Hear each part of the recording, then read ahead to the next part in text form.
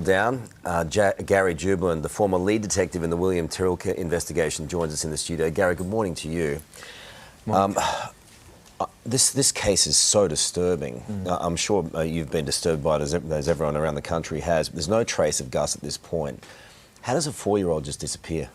Well, they are very rare cases such as this. Children disappearing at that age is a rare event. What police would be looking for is, has the disappearance been a result of wandering off, misadventure and getting lost?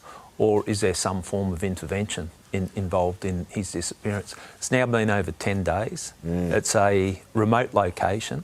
It looks, from all intents and purposes, an extremely thorough search, and they've found no clues at this stage. So what would police be doing behind the scenes now? I mean, again, no one knows this better than you. What would police be doing?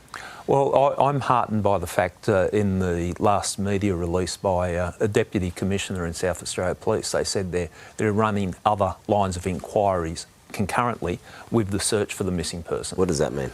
They're looking at all options. So whether it's, what they've got to establish is, has Gus disappeared through misadventure, or is there some form of intervention? Now, that human, even in that such a remote location, I would imagine they'd even consider wildlife, some involvement there. So they're looking at all options, which I think is quite.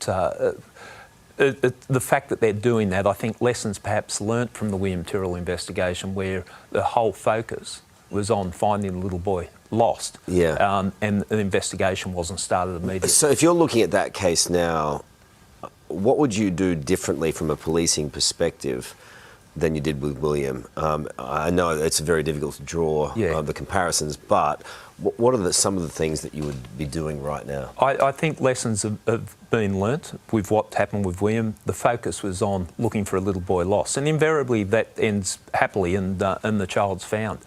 What I'm seeing now, and what I'm reading between the lines with what South Australian Police, they're looking at the other possibilities, that there was perhaps intervention. So it's difficult for the families involved, and even for the police. Yeah, it is a difficult one, and I should say that the Commissioner or Deputy Commissioner has also come out and specifically said the family are cooperating with police in every request made of them. It is difficult. People want answers. I'm sure there's a lot of pressure on the police heading up there, throwing everything they've got at the finding out what